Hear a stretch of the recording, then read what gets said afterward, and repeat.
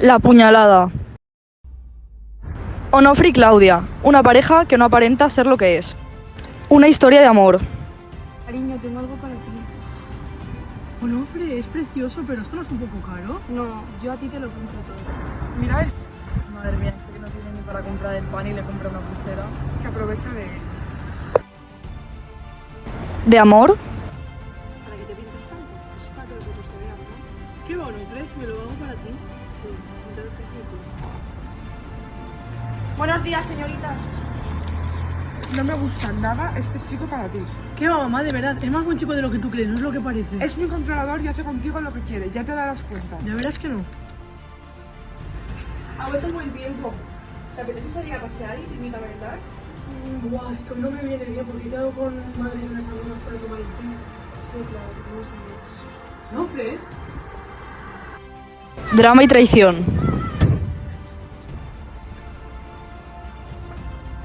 Sí, claro, con unas amigas.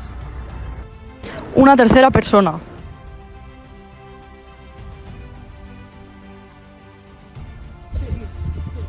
Claro, ¿qué tal?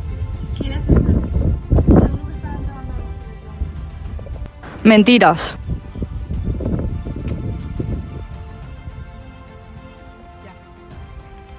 ¿Quién te ha dado este hijo de oro? ¿Qué? No, no es oro, es doble. Además, me lo vendió la chivita, está con pelos en la barba de la tienda. ¿Y por qué no me has dicho? Pues si te enfadabas.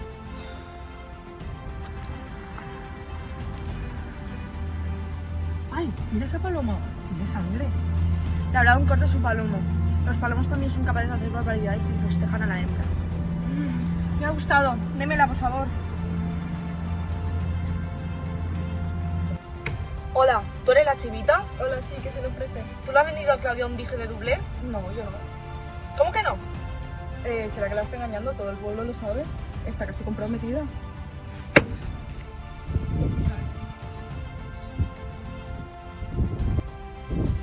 Próximamente.